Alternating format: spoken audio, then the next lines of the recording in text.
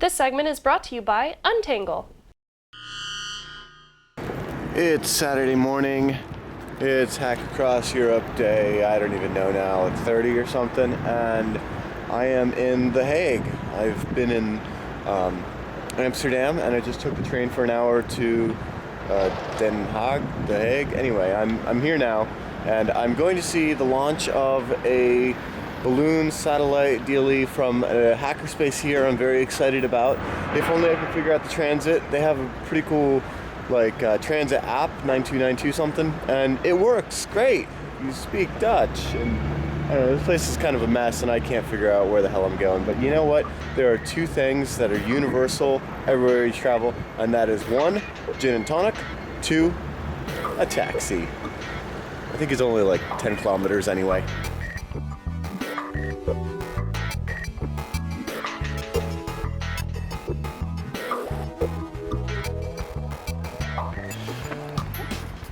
So is that what you'll use to track it?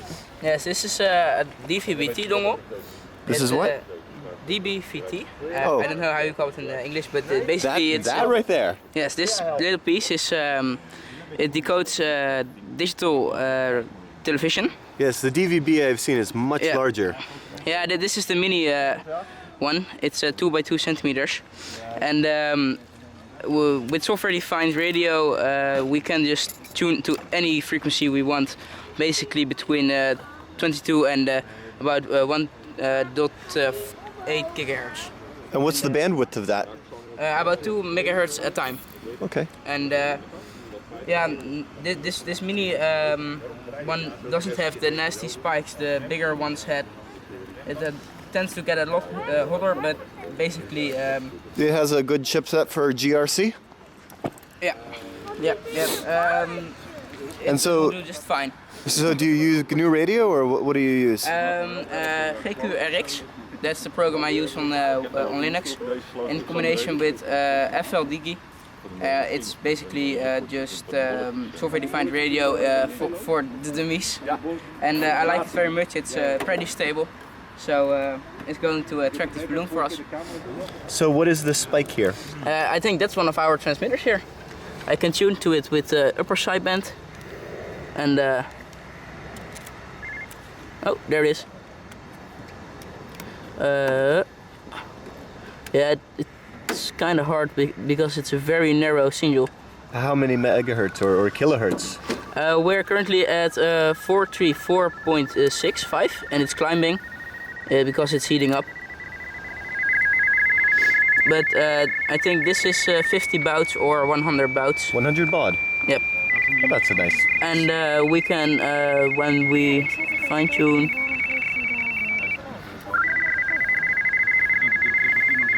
there it is. Okay, so I select our,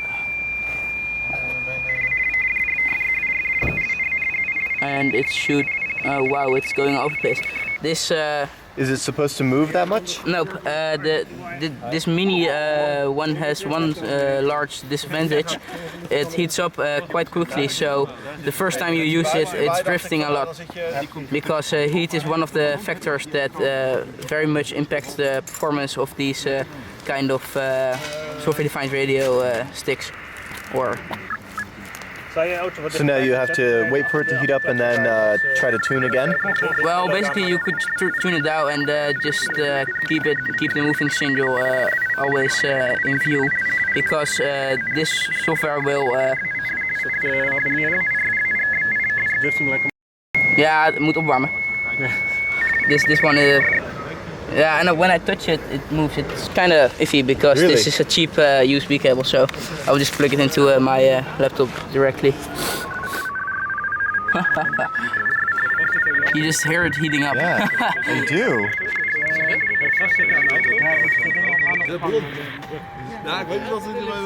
How long does it usually take to heat up? Oh, now it's over here. A few minutes and then we'll stabilize.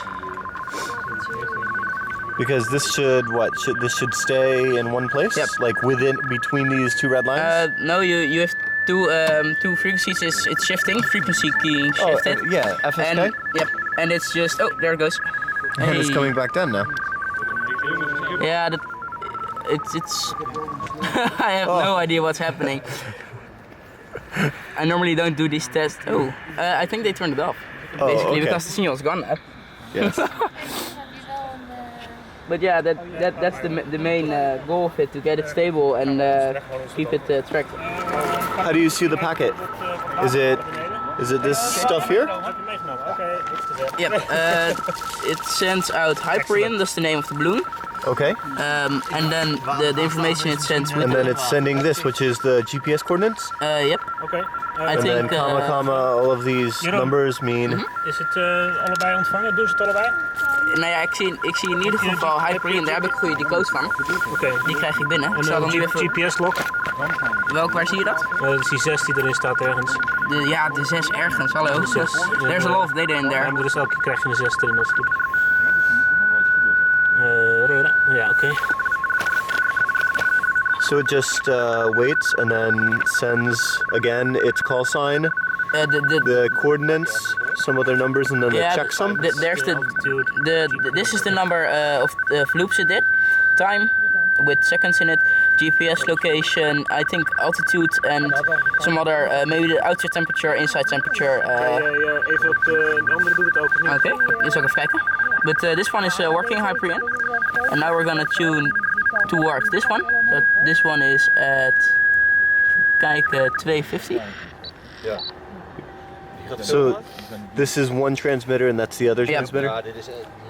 And they're both on different frequencies to prevent them colliding. And I will now select habanero, that's with all this configuration, and it will take garbage, yes, and there it goes. Excellent. Ik heb gisteren... 100 baud, twice as fast. Oh, okay, so you can even see this one types faster. Yep, twice as fast because that's double the baud rate. And Yes. the thing is that of course the signal will get will have more problems with interference or fading, but because you're sending data twice as fast, you have a higher chance from getting a good packet. So between the two, you There's should be able to at least get some of them. Yep. And there's already been tested with 300 baud, 300 baud, and I think they're going to move up a bit. 600 is the next step. And this is in 400 megahertz ISM band? No, it's the. I Or think, do you need a license for this? No, it's 70 centimeters. FSVL is decoding RTTY through the live stream that he's hearing on the... Okay, that's crazy. He's recording the tones and actually. Yep. And that's one of the main advantages of RT2Y. It's very robust to all kinds of fading or interference, or even the Over the codec live stream. Yes. the live stream makes of it. And because RT2Y is made for telephone lines, very old telephone lines that have a lot of clicks and maybe even someone talking through it or something, and it can make still good decodes. But this is very nice, yes. And so what kind of range will you get with this at this frequency, and what kind of power are you using in the transmitters? It's about 10 milliwatts. It's required for the free bands we're using. And so you don't need a license here in the Netherlands? No, and I think everywhere this 70 centimeter band is reserved for car remote and home automation and weather stations you have outside that transmit their data towards inside home. And because the balloon is so high, you get a very good line of sight. So it means that a balloon up in the UK, someone in Germany will still have a great signal because he can actually see the balloon. There's nothing in between. Is that why you have the Yagi? Yes, when it's on the ground, it's very hard to locate it because the antenna may be disformed or something. So we use it to when there's a very strong signal around you. You still can get the GPS, but it may not be that accurate. And even if it's in a tree, it will be very hard to find it if you have a strong signal everywhere. So you're saying that so the Yagi is not to track it. The Yagi is for when it crash lands and it's in a tree, and you know you're close to it, but you don't know what direction it is. Yep. So you can point that over to The general location where you just move it around, and when you get a very strong signal, you move towards it and do another. Well, you just track it again, and you just keep doing that until you find it. Is this kite line? I think so. How much do you need? I don't know. He said 10 meters. 10 meters? 33 feet.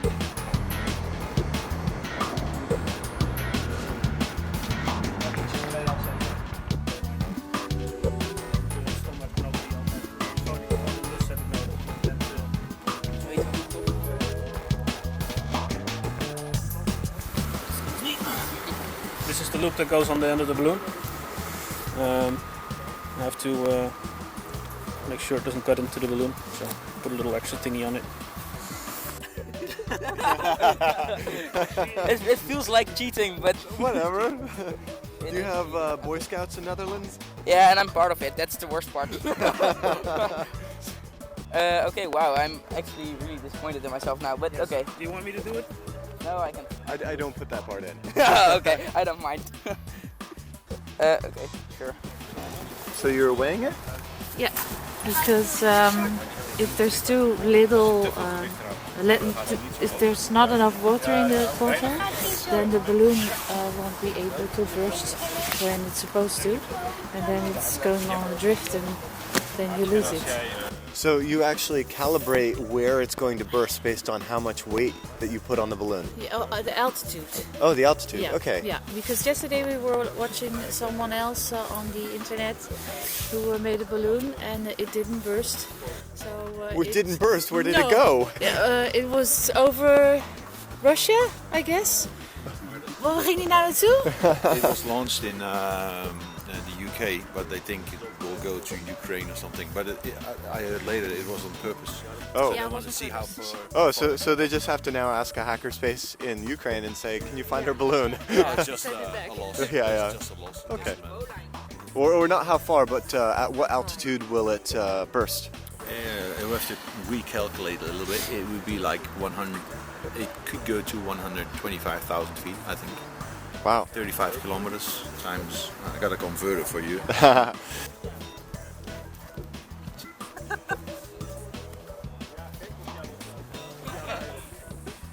No pressure whatsoever.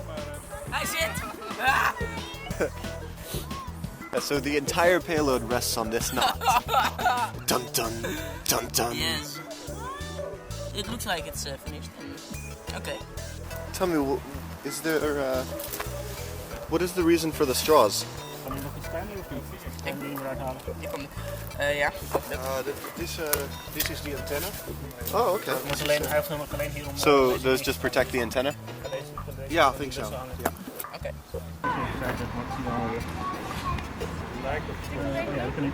Sloten zit erin.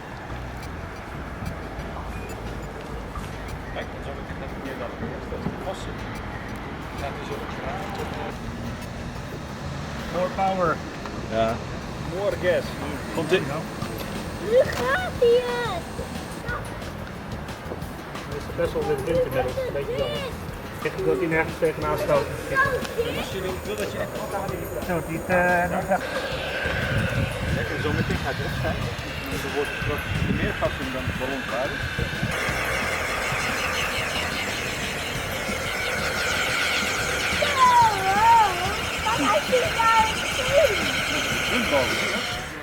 This is so cool. Yeah, that's no fun. 3 degrees. So to our American audience, 3 degrees is balls cold. We'll go with that. Thing. And that's the chase vehicle.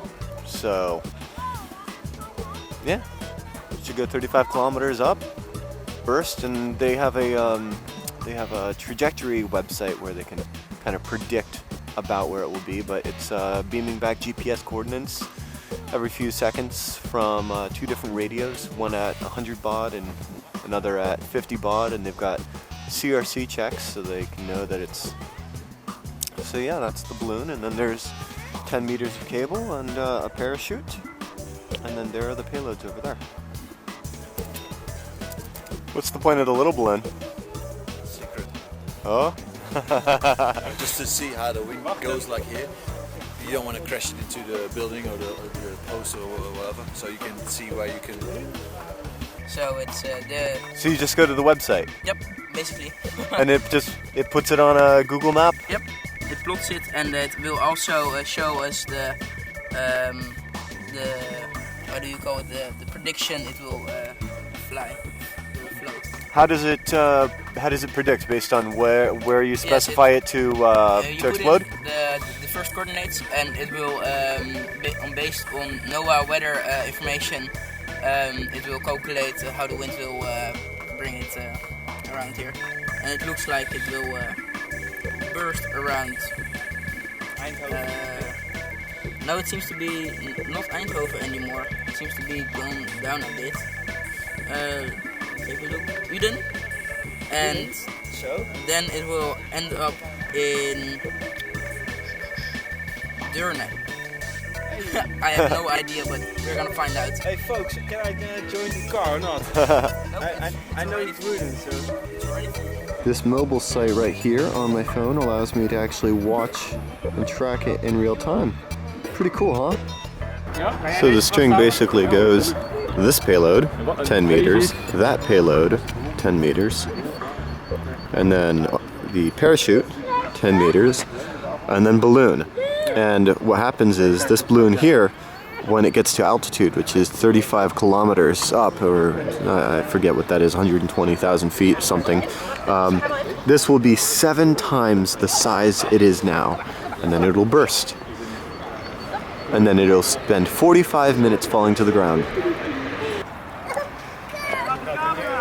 Zijn iedereen klaar voor? Ja. Aftellen.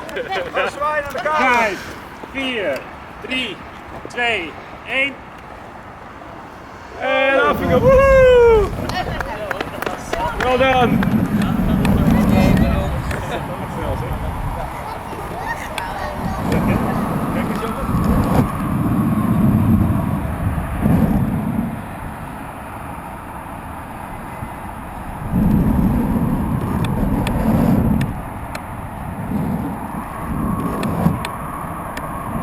Oh, it just took off.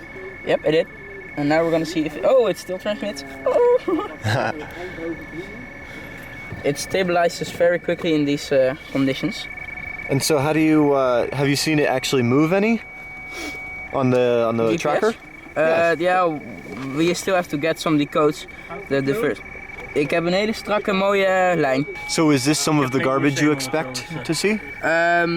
Yeah, it could be my receiver heating up or some other stuff, but I think this one I hope is going to be 728 meters already, and we have successful decode first. So how does this plot into the tracker? It just sends up its information over 3G, and Well, there's a 3G modem in it.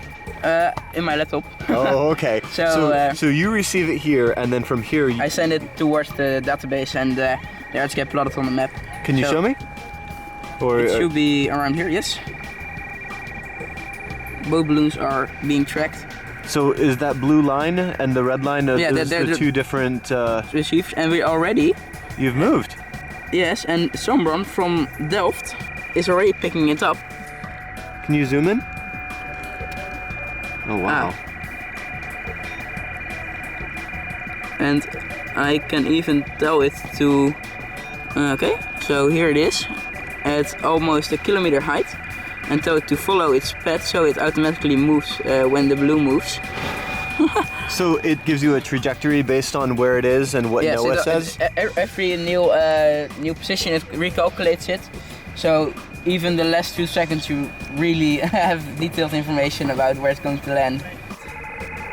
And it's growing, and the green line is horizon. The green line is what? The horizon. Well, the blue line is horizon, so that means everyone within the blue line should be able to receive it. And the green line is horizon plus 5 degrees. That means you should be able to receive it, and if you don't, something's wrong with your setup. So if the balloon now if you go outside of this circle, The you blue can't circle, track the basically. blue circle, then Yep. you can't track it anymore. That's right. Oh, but this blue circle is big, so you don't need it's to already big because because it's so high. right now it's 1,5 kilometer hoog. 1.5 kilometers high. Kilometers? Yep. So when it gets to 35 kilometers, this blue circle will be bigger. Yeah, I think these people from Poland will be able to receive it. So you'd be able to get it in the UK and Ireland. Yep, and everyone is France. ready. And so people with their base stations are ready to receive this Yep. signal. Yep, and there are 3 launches today. So There are 3 launches yep. today. Where are the other launches?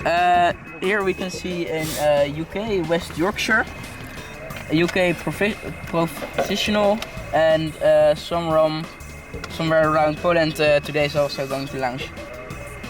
That is fascinating. Yep, it's still climbing, of course it is. So how long should it take to get to 35 kilometers before it bursts? About 1.5 hours. And then it's 45 minutes until it's on the ground. Okay, I wish you a safe flight. Same for you. If your feet are wet, it's not walking, it's the ocean. Bye bye.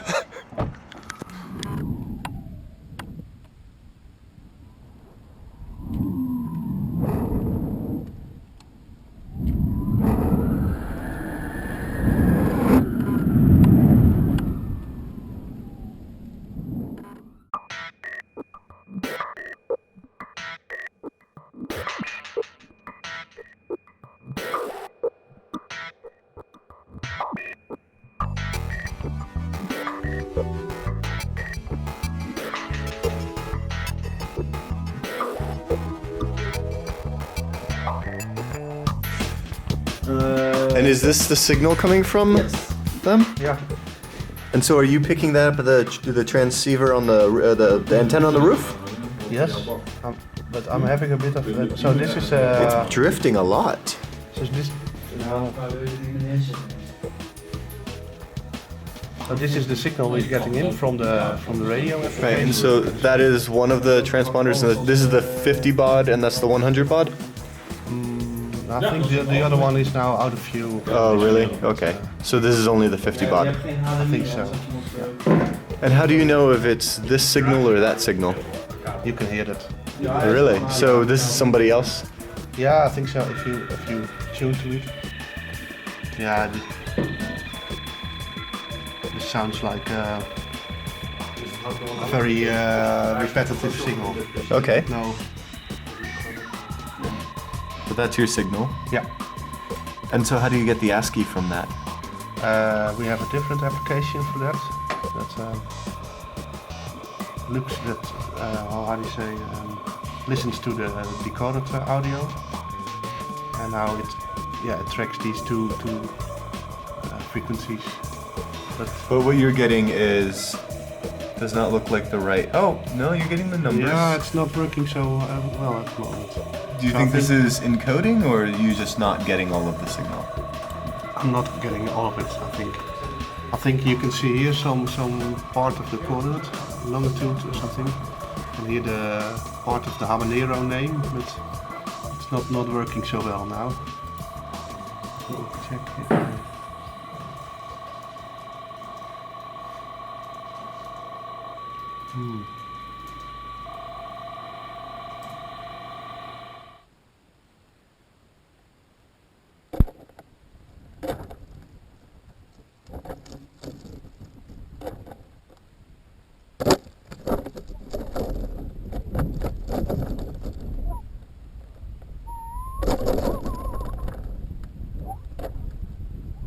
Op Leiden Centraal, Heemstede Aardenhout, Haarlem, Utrecht, Fijne reis allemaal.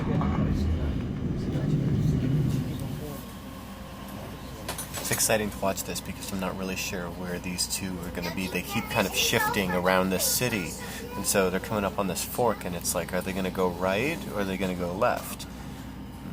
I'd go left and then make another decision here based on where these two are. Otherwise, you got to go through the city. but of course all of this could change just based on the wind. And we're at now an altitude of 5,000 meters. Oh, I'm pretty sure that means they went left. Tussen de twee bomen in, ja. Te lang naar het wit kijken. Is dit nu precies waar ik sta? Tussen deze twee bomen? Ja. Nou moeten we wel rijden of niet? Nee, volgens mij niet. Hij komt deze kant op. Hebben we daar geen huis of zo? And it's down. Okay guys, it's down. We're gonna go look for it. Komt ie.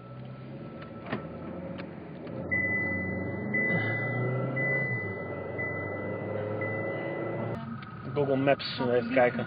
Ja, precies. Hier ligt hij. Wat? Oh, nice! Found it! Dat hij bij de schuur was. Daar ligt hij. Waar daar weer in? Ja. We hebben hem opgelaten bij Den Haag. En, helemaal hierin toegereden. Hem gevolgd. Hij is op 35 kilometer geweest.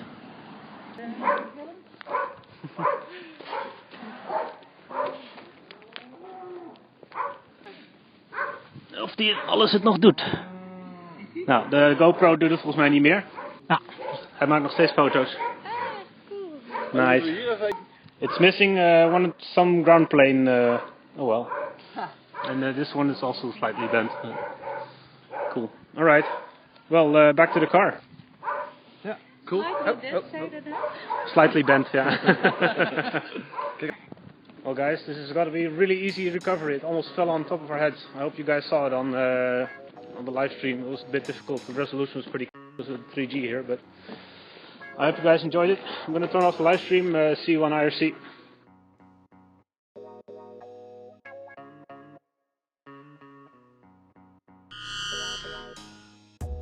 Thinking about replacing your outdated firewall, your gateway, or your UTM? Wondering how Untangle stacks up? Well, you might be surprised. Untangle is the most complete solution out of the box. You can skip the multiple appliances, the hidden costs and the add-ons, and the really annoying sales reps. Whether you're looking for a hardware, a software, or a virtualized solution, Untangle gets the job done for a lot less cash. You can run Untangle in your network for free with no commitment just by installing it on commodity PC hardware. If you just need minimum protection, run the Lite package. It's open source, always free of charge. And if you need a full-featured solution with advanced web filtering, application control, privacy management, and bandwidth control, you'll really want to go for the premium package, which includes every app that Untangle makes. Now, Hak5 viewers get a free 14-day trial of the Untangle Premium Package apps and will save 20% off the list price with the promo code Hak5. You can just visit untangle.com/HAK5. And we're back with the Technolist photo of the week. And this week, it comes from Pikoko. He says, hey guys, here's an awesome picture of my desk with two router boards running OpenWRT 10.1 RC6. Both have a port of the Yasager 2.0 UI, but have been set up to use Airbase NG instead of Karma. The cool thing about these boards is that they have interchangeable Wi-Fi cards. Own ABG and then switch to N. That's pretty cool. You'll also notice that the small e-reader on the right, this is a Literati e-reader. It's a $50 e-reader found last Christmas that has been hacked to run Debian and sports an RT 3600 for those mobile pen tests. And that's very cool. Thank you so much for sending that in to us, Pikoko. And if you guys have photos, you can always send them to feedback@hak5.org. Now it's time for the trivia. Last week's question was, scanning is performed in which phase of a pen test? And the answer is pre-attack.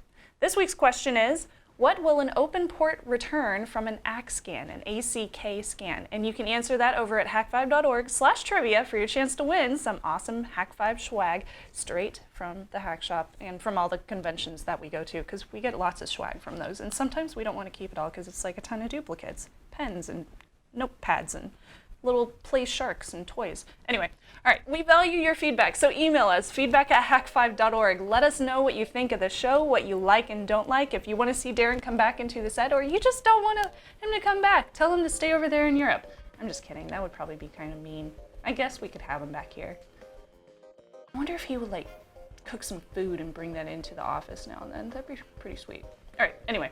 And don't forget, you guys can always follow everything that we do over at hak5.org/follow. You'll find links to all the social networks and whatnot over there. Also, make sure to follow what Darren's doing over in Europe. I think he's going to be coming back in like a week or two, but if not, you can go to, what is it, hackacrosseurope.com? Something like that. And if you like what we're doing and you want to support us directly, go check out all of our cool hacker gadgets over at hackshop.com. They're very awesome. Sarah takes care of this store very well, and we love her for it. And check out our new show, ThreatWire, threatwire.org for all the details on that. It's awesome security news about what's threatening our internets. And with that, I'm Shannon Morris, and for Darren Kitchen, we're always reminding you to trust your technolust. Bye!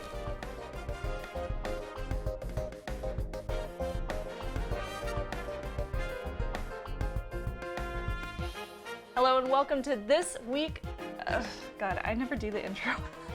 Last week's question was this. The tiny bridges of Amsterdam. Or actually, no, I'm not in Amsterdam anymore. Where am I? I have no idea. Sorry, Paula, I'm about to blow my nose. You're gonna have to cut this out. You like my Hello Kitty tissue? Oh yeah.